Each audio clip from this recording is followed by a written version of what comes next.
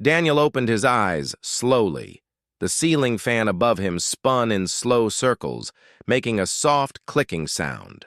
The room was dark, cold, and quiet, but it wasn't peaceful. He didn't want to be awake. He didn't want to face another day. He turned his head and looked at the alarm clock beside his bed. 5:59 a.m., he groaned. "Why am I still here?" he whispered. His voice was dry. His chest felt heavy. Daniel had nothing to look forward to, no one waiting for him. His job felt meaningless. His friends had slowly disappeared, and his family, well, they had stopped calling years ago. He stared at the ceiling again. He didn't cry. Not because he didn't want to, but because he had no more tears left. Then, tick, tick, tick. The clock hit 6 a.m. Suddenly, the room light flickered, even though the switch was off. The fan stopped moving for a second. Daniel sat up quickly. "What was that?" he said, a little scared. He looked around, but nothing seemed wrong. Everything was silent again. The light was off. The fan started spinning, slowly again. He touched his phone to check the time. It said 6 a.m. And right below the time, there was a message. "You woke up for a reason." Daniel blinked. He didn't remember setting any reminder. No app notification. Nothing. And there was no sender. Just that one line. "You woke up for a reason?" He stared at it. A chill ran down his back. Was someone watching him? Was it some kind of joke? He closed the message, locked the phone, rubbed his face. "Must be some random app," he muttered, but still. His heart was beating faster now. Something about those words felt different. It wasn't just a message. It felt like a whisper from somewhere else. He shook his head, stood up slowly, and dragged himself to the bathroom. His body ached. His legs were weak. He looked into the mirror. His eyes were tired, his hair messy. His face looked older than his age. "Why am I still here?" he asked again. He brushed his teeth, got dressed in the same gray shirt and old jeans he always wore, and stepped out of his small apartment. The world outside was still dark, cold, and silent. The streets were empty. A soft wind blew leaves across the road. The sky above was covered in gray clouds. Daniel walked to the bus stop like he did every day. His mind was heavy with thoughts. That message still played in his head like a broken record. "You woke up for a reason." He pulled out his phone again. Checked the message. Gone. It had disappeared. Now he was confused. Messages don't just vanish. He checked his apps, but there was no sign of it. He felt his heart beat faster. This wasn't normal. Then he heard something. A voice. Soft, distant, but clear. "Daniel." He turned around quickly. No one was there. His breath grew fast. "Who's there?" he called out. Silence, just the sound of the wind. Daniel felt like he was going crazy. Maybe he was too tired. Maybe he needed help. Maybe... The bus arrived with a loud hiss. The doors opened.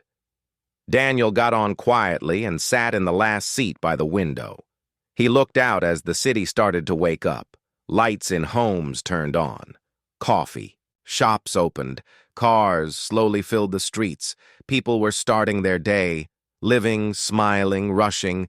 But Daniel, he felt like a shadow in a world full of light. He reached his office. It was a tall glass building, clean, shiny, and cold, just like the people inside it. Daniel worked on the 12th floor in a small cubicle.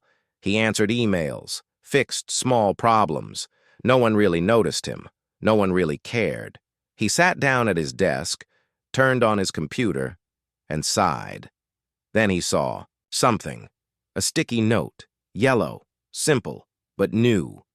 He was sure he hadn't placed it there before. He picked it up. It said, "Not everyone woke up today, but you did." His hands shook slightly. That wasn't normal. Who put this here? He asked the coworker next to him. She looked up, confused. What are you talking about? This note. Did you leave it? She shook her head. No. You okay, Daniel? He nodded slowly. Yeah. But inside he was not okay. That was the second strange message today. One on his phone, one on his desk. Both said the same thing in different ways, that waking up was not normal. It was a gift. Daniel worked through the day, but something had changed inside him. He noticed things he never did before. A man helping an old lady cross the street. A small boy giving his lunch to a homeless person. A woman laughing on the phone. Tears in her eyes, happy tears. Daniel kept hearing those words. You woke up for a reason. Maybe life wasn't about big things. Maybe it was about moments, small ones. Maybe waking up wasn't just automatic. Maybe it was a gift, a second chance. That night, Daniel walked home slowly. The air was still cool. The stars peeked through. The clouds. He stood outside his apartment and looked up at the sky. It was dark, but not empty. He whispered softly, If you're real, if you gave me today, then help me understand why. No answer came. But somehow, Daniel felt a little warmer inside. He went to bed. This time, he didn't cry. This time, he didn't whisper, Why am I still here? This time, he just closed his eyes and waited for 6 a.m. The rain started at 5:45 a.m. Daniel heard the drops hitting his window, soft at first, then stronger. He opened his eyes slowly. He didn't feel heavy this time. He didn't feel good either, but he wasn't tired of life like before. Something inside him had changed. He looked at the clock. And his heart beat a little faster. He sat up in bed. The room was cold. The fan still made that quiet clicking noise. Then it happened again. Tick, tick, tick. The clock turned to 6 a.m. Daniel waited, but nothing strange happened. No light flickered. No message appeared on his phone. No voice whispered his name. Silence. Still, he smiled. That one line from yesterday was still fresh in his heart. Not everyone woke up today, but you did. He got up, dressed in a clean, blue shirt this time, and left the apartment early. It was still raining. The sky was gray, the wind cool. Daniel didn't take the bus today. He wanted to walk. Something told him he needed to see things he usually missed, hear things he usually ignored. He walked through the wet streets, past quiet homes and sleepy shops. His shoes got soaked, his hair too. But he didn't care. Somewhere deep in his heart it felt like he was being led. Like something, or someone, wanted him out here this morning. Then he saw him. An old man sitting under a broken umbrella by the bus stop. His clothes were thin, his shoes torn. He was shivering. People passed him by like he didn't exist. Daniel walked closer, slowly, carefully. The man looked up. His eyes were tired, but not empty. They were full of something Daniel couldn't explain. Without thinking, Daniel asked, "Are you okay, sir?" The old man smiled. "Cold, son, but still breathing. That's something, isn't it?" Daniel felt his heart pull. He reached into his bag and took out the sandwich he had packed for breakfast. "Here," he said. "You need it more than I do." The man looked at him. For a long second, he didn't move. Then he took the sandwich with shaking hands. "You gave me food," the old man said. "But I want to give you something too." Daniel raised an eyebrow. "What do you mean?" The man leaned closer, his voice soft but clear. "Never forget this, son. The day you feel empty might be the day someone needs you the most." Daniel froze. The rain fell harder around them, but he didn't move. Those words hit deep. The day you feel empty might be the day someone needs you the most. The man leaned back against the bench, closed his eyes, and took a slow bite of the sandwich. Daniel sat beside him in silence for a few minutes. Then he asked, "What's your name?" But the man didn't answer. He had fallen asleep, a peaceful look on his face. Daniel didn't want to leave him alone, but he had to get to work. So he stood up, took off his light jacket, and placed it over the man's shoulders. "Thank you," he whispered. As he walked away, his heart felt strange. He had started the day just walking through the rain. But now, it felt like he had walked straight into a message from God. At work, everything felt different. People were still busy, still cold, still distant. But Daniel noticed something. He noticed the tears in the eyes of the woman from HR as she looked at her phone. He noticed the shaking hands of the intern. When the manager yelled at him, he noticed how lonely people looked, smiling on the outside, broken on the inside, and for the first time, Daniel didn't feel invisible. He felt awake. During lunch, he sat alone in the office break room. That's when a coworker, Nina, walked in. She looked tired, sad. Daniel hesitated, then said softly, "Are you okay?" Nina looked at him, surprised. "No one ever asks that," she said. Daniel gave her a small smile. "I'm asking now." Her eyes filled with tears. "My dad is in the hospital," she whispered. "They said he might not make it through the night."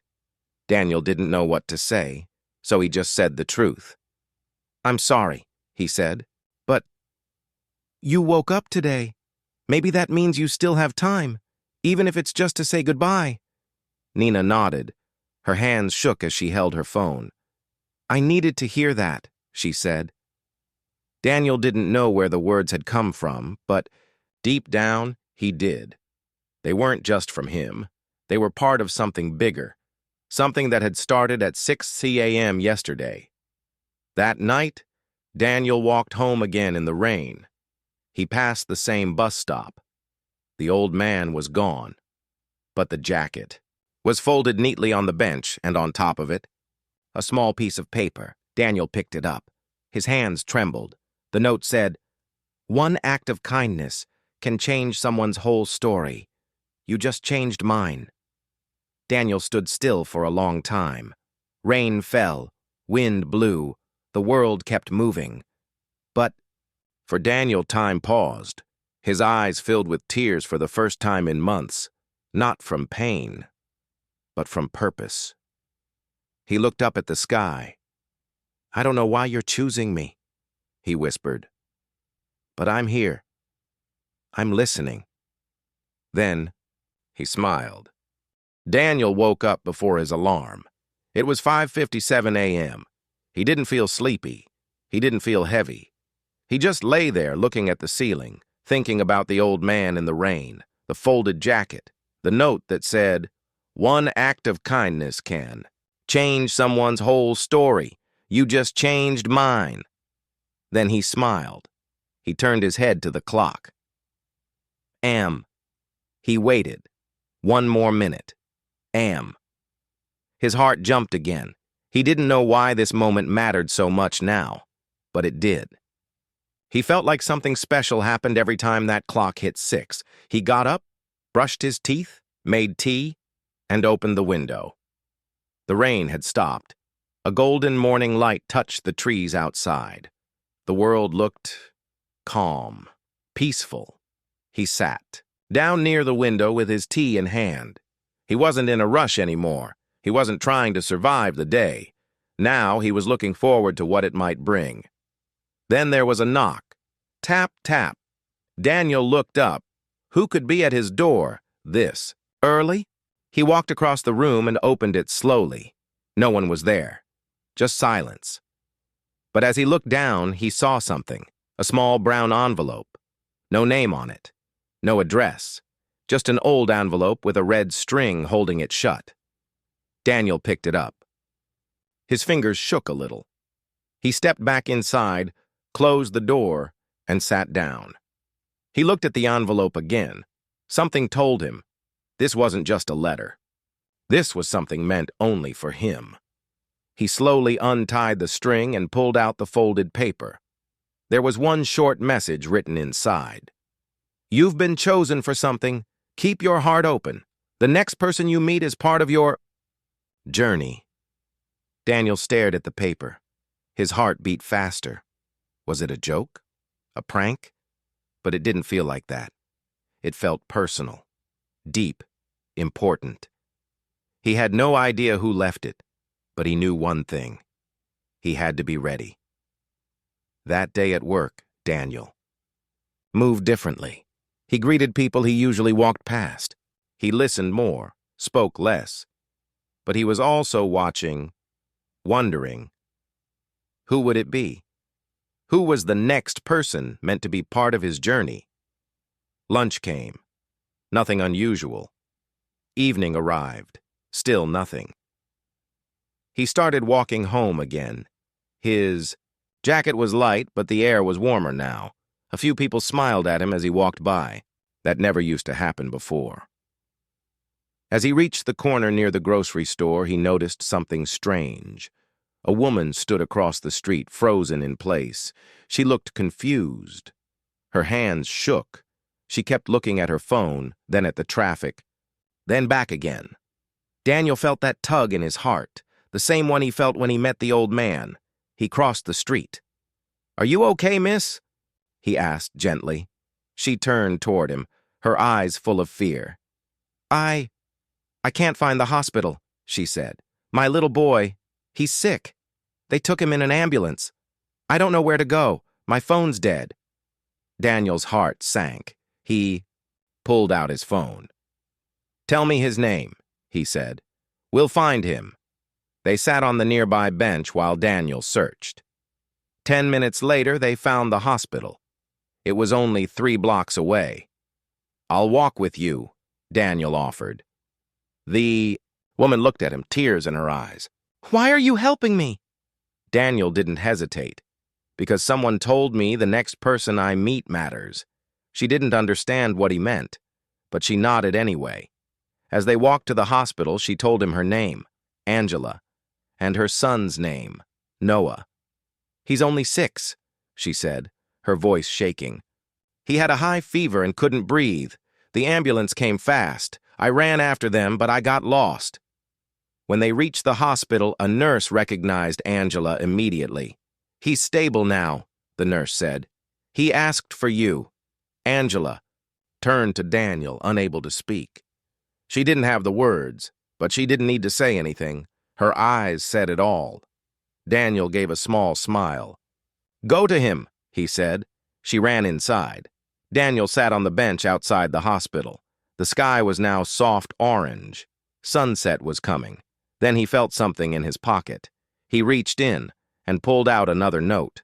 Another one. Same kind of paper. Same handwriting. He hadn't put it there.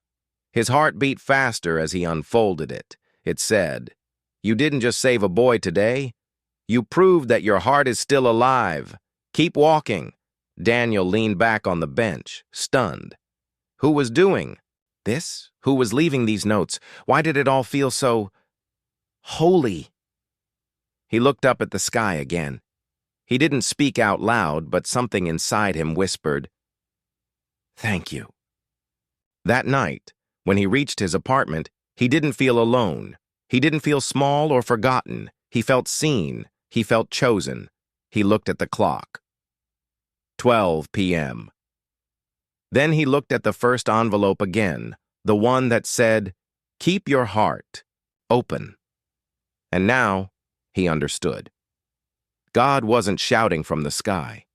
He was speaking in small ways, in strangers, in storms, in whispers at 6 a.m., in silent letters left at the door. Daniel didn't sleep much that night, not because he was tired, but because his heart was full.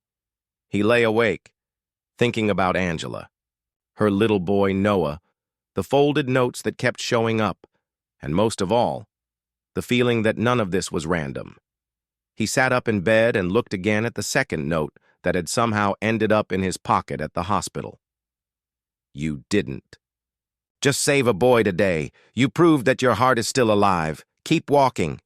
He held the paper close to his chest and whispered, "Okay, I'll keep walking.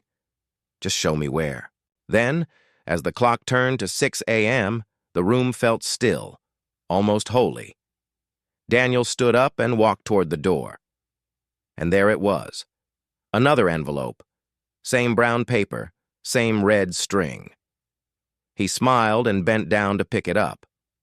But this time, the message inside was short, only one line. "Go back to where it all started." Daniel read it 3 times. He already knew where that was. The rain had stopped days ago, but the ground was still damp as Daniel walked to the same bench by the old bus stop. It was where he first met the old man, where he gave away his sandwich, where he first felt like his life might actually matter. But the bench was empty. No man, no jacket, no new letter, just the same silence. Daniel sat down. For the first time, he felt unsure. "Why am I here again?" he whispered. He waited 5 minutes. Then, 10. Still nothing. Just cars passing by, people walking, a bird chirping nearby. He looked down at the sidewalk disappointed, and then he saw something. Not a letter, not a person, just a small flower growing through the crack in the concrete. It wasn't big or bright, just a tiny purple flower surrounded by gray stone and dust. But it was alive. Daniel stared at it for a long time. In a place where nothing should grow, something did. That's when the thought hit him. That flower is me. He was supposed to come back here, not to find someone new, but to remember something. He came from pain, from sadness, from emptiness. But he didn't stay there. He grew. Suddenly it made sense. The bench, the note, the silence. He was the one who had changed. Not the world. Him. He smiled quietly and whispered to himself, "Thank you. I understand now." As he stood to leave, he noticed a woman sitting nearby. She looked nervous, holding her phone tightly. Her eyes were red. Daniel didn't mean to eavesdrop, but he heard her say softly into her phone, "Please don't hang up on me again, Mom. I'm trying to fix things, I just don't know how." A pause. Then the line went dead.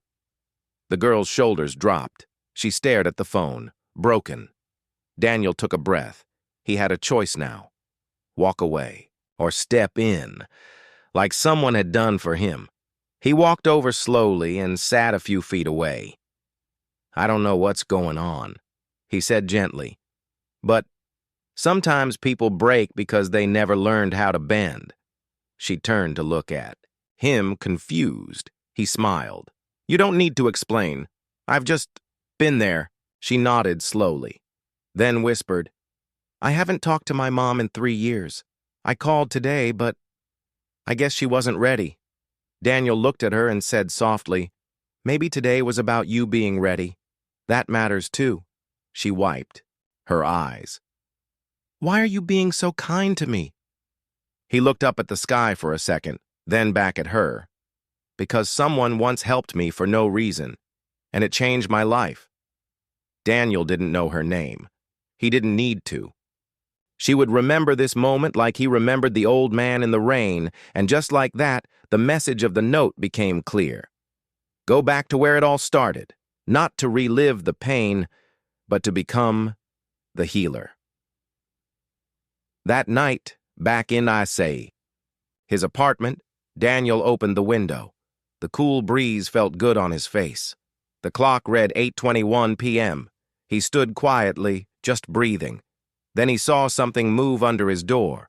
He walked over. Another envelope, same red string. He opened it slowly. "This time," the letter said, "pain woke you up. Love kept you walking. Now it's time to become the reason someone else wakes up tomorrow." Daniel held the note in his hands and let out a soft laugh. Not because it was funny, but because it was beautiful. He wasn't just waking up anymore. He was becoming a wake-up call for others. And maybe that was the greatest gift God had given him. Daniel was smiling in his sleep. In his dream, he was standing in a field filled with light. The sky above him was soft and golden. There were no cars, no noise, just peace. He wasn't alone. A voice was speaking to him, calm, strong, familiar. You've walked through fire. You felt the cold. But still, you kept walking. Daniel nodded in the dream, though he didn't see who was speaking. The voice continued. You were never lost. You were being prepared. Then Daniel opened his mouth in the dream and asked, For what? The voice answered, To carry light where others only see dark. And just like that, the dream ended. Daniel sat up in bed. His heart was racing. The dream felt real, too real. He looked around his room. Everything was quiet, still. Then he saw it, a new envelope, not under the door, not outside, but on his pillow. His eyes widened. He knew he hadn't put it there. Hands trembling, he opened it. The paper inside said, Yes, it was me. And no, you're not dreaming. Daniel gasped softly. He looked around again, but there was no one there. Still, he felt something, like someone was with him, watching over him. He got dressed quickly and stepped outside. The morning air was cool, the street was quiet. He didn't know where to go, but his feet began to move anyway. 1 block, then 2, then 5. He didn't question it. He just walked. Then in the distance, he saw something strange, a small crowd standing outside an old bookstore, police cars nearby, people whispering. Daniel walked closer. A teenage boy sat on the curb, holding his head. He looked scared and alone. One of the officers spoke into his radio. Another stood with arms crossed, watching. Daniel didn't know what had happened, but something pulled him toward the boy. He walked past the crowd and knelt beside him. Are you okay? Daniel asked softly. The boy didn't look up. I didn't mean to steal it, he whispered. I just wanted to read. Daniel's heart dropped. He looked at the officer. What's going on? He tried to take a book without paying, the officer said. Store owner doesn't want to press charges, but we're trying to get a guardian. He has no ID. Daniel turned back to the boy.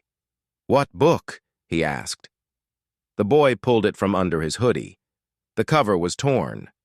The title was simple. The Light Within. Daniel stared at it. That wasn't just any book. He had read it years ago when he was at his lowest. It had helped him believe again. He looked at the boy and said gently, Why that book? The boy shrugged. I saw the title, and I hoped there was something in there that could help me.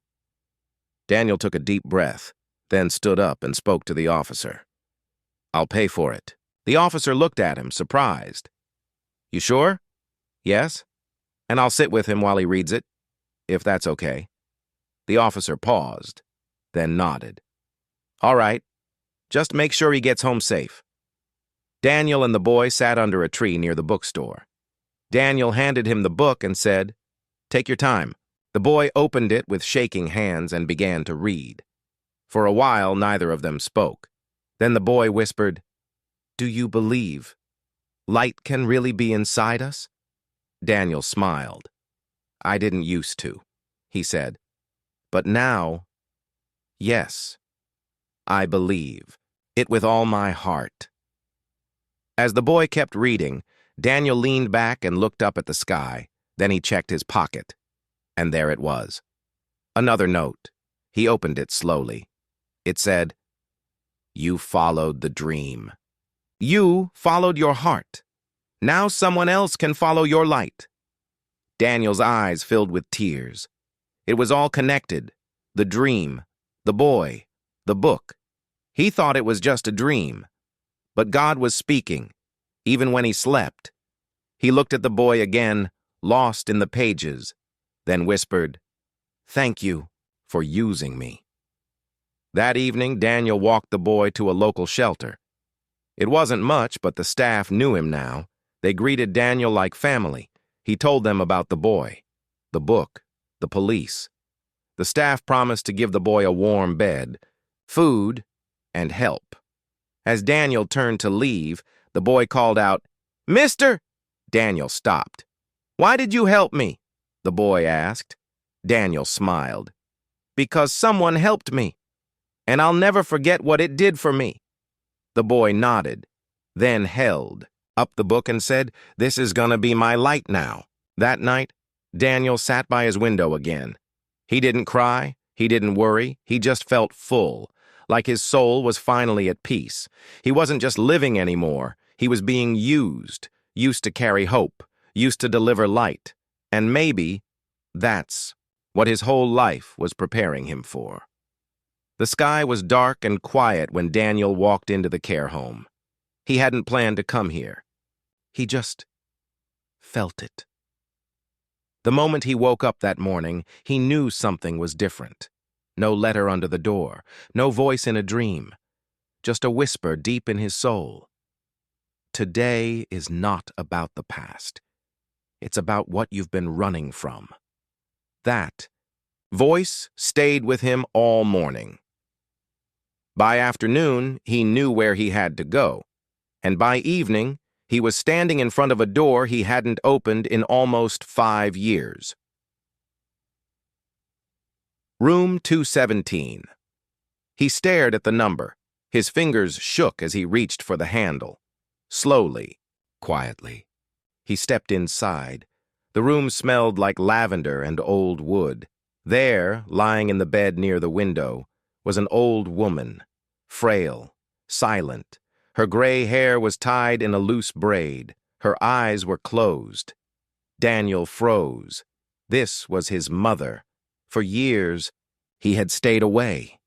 Too many fights, too many words they both wished they hadn't said, and after his father died, they had drifted even further apart.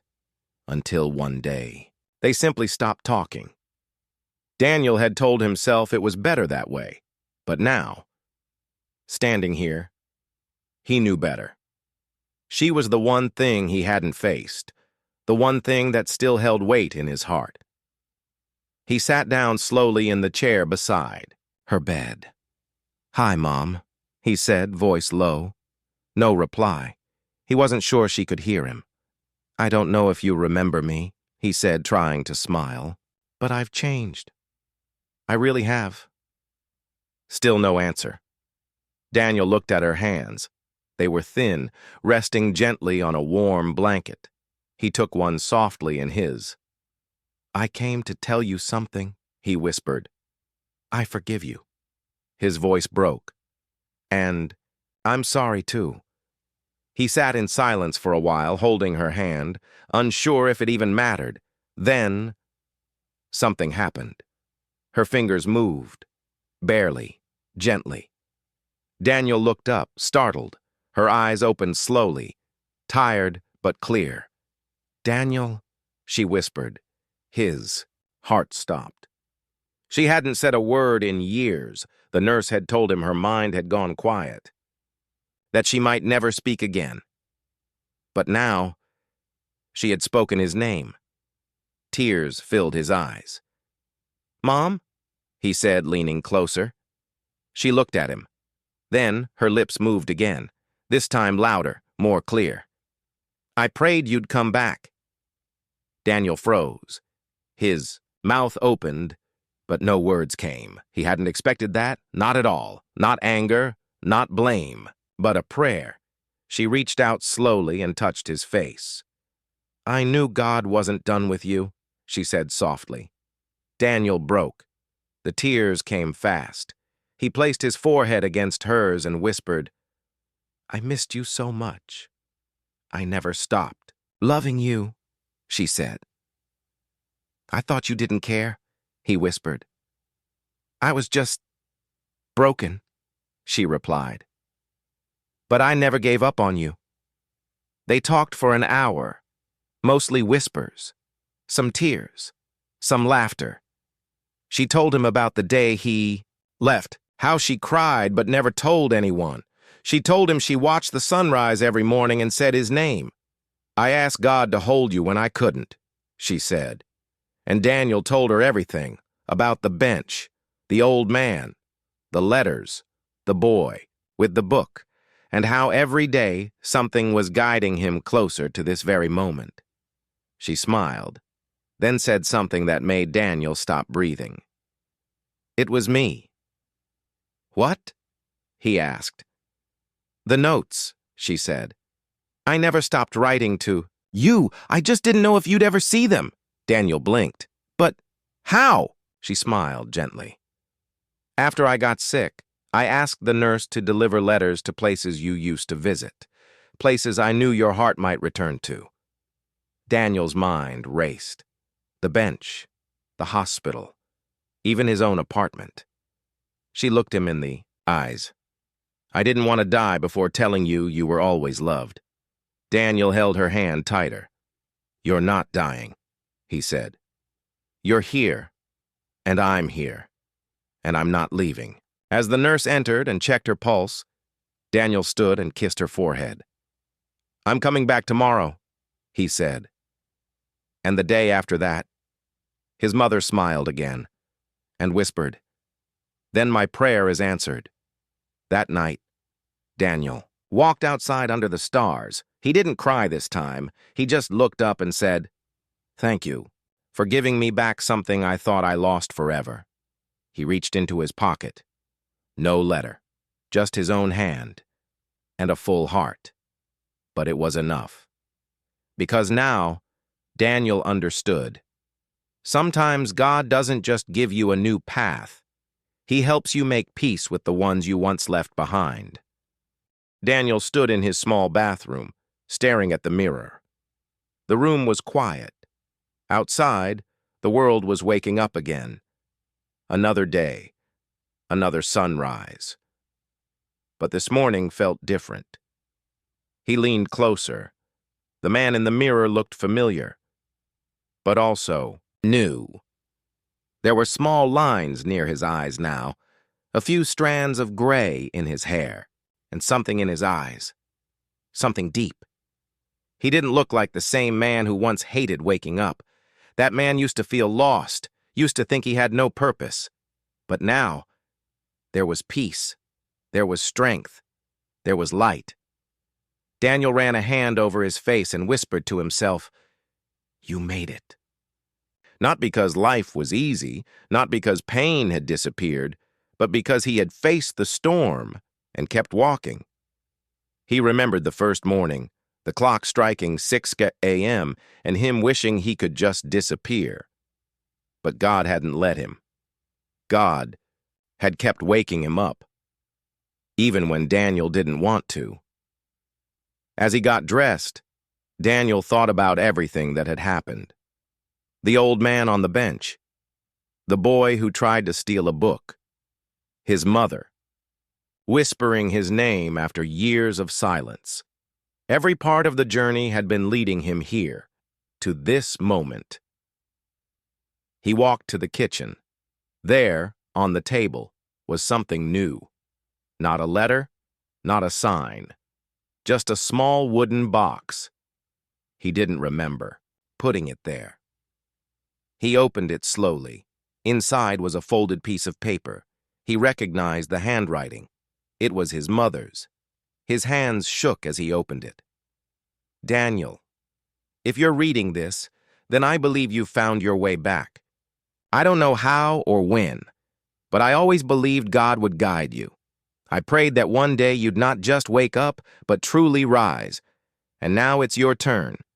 Someone out there is waiting for your light. Love always, Mom." Daniel sat down, slowly, eyes full of tears. He had spent so many years searching for something outside himself, and now he realized it was already inside. Later that day, Daniel walked to a nearby church. It wasn't Sunday. It wasn't full, but the doors were open. He stepped inside quietly and sat in the last row. A few people were scattered through the pews, heads bowed. The front, a soft piano played a gentle tune. Daniel didn't speak. He just sat, listening, letting the silence fill him. He looked up at the stained glass window. The colors shone through the light, blue, gold, deep red. He closed his eyes and whispered, "Thank you for waking me up, for never giving up, for showing me who I really am." As he stepped outside, the sun warmed his face, and for the first time in a long time, Daniel smiled. Not because something good had happened, but because he felt whole. No more running, no more guilt, just purpose. He looked up and said softly, "Whoever needs me today, send me to them." That afternoon, he walked past a small park and saw a woman sitting alone on a bench. She looked tired, worn out. Her eyes were red, like she had been crying. Without thinking, Daniel sat beside her. She didn't speak. Neither did he, not at first. Then slowly, he turned to her and asked, "Are you okay?" She shook her head. "I lost everything," she whispered. "I don't think I can keep going." Daniel reached into his bag. He pulled out the same book the young boy had once tried to steal. "The Light Within." He handed it to her. "I thought I lost everything too," he said. "But then I found this." She looked at the cover, then at him. And for the first time in days, her lips formed a small, shaky smile. As he walked away, Daniel didn't look back. He didn't need to. He knew what God was doing now, using him, just as he had promised. And as he passed a shop window, Daniel caught a glimpse of his reflection. He stopped and smiled again, because this time, when he looked in the mirror, he didn't see the man who was tired. He didn't see the man who wanted to give up. He saw the man God had lifted, the man who had survived, the man who now walked in purpose. He whispered one last time, "I know who I am now, and I know why I woke up today." The morning light crept into the room through the open window. Birds were singing. The city was slowly waking up. Daniel sat on his balcony, a warm cup of coffee in his hand, watching the world come to life. It had been a long journey, painful, beautiful, unexpected. But today, he understood something clearly for the first time. Just waking up was a miracle. Just being alive was a hand. He remembered the version of himself from weeks ago, the man who didn't want to open his eyes when the alarm rang, the man who asked, "Why am I even still here?" The man who thought waking up was a burden. But now he saw the truth. Every breath is a chance. Every morning is a message. "I'm not finished with you yet." That day, Daniel didn't check his phone. He didn't rush to answer emails.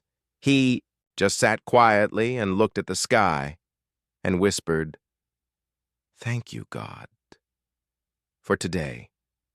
He walked to the same bench where he met the old man weeks ago. It was empty now. The park was peaceful. Daniel sat down, closed his eyes, and smiled. He didn't need another letter today. He had already received the message, but then he noticed something beside him, a folded piece of paper, just like before. He opened it slowly. This time, the message was simple, only 3 words, words that reached into his soul and filled him with peace. "Now you know." Daniel laughed softly. Yes, now. He knew. He finally understood what all those signs, people, and moments were trying to teach him.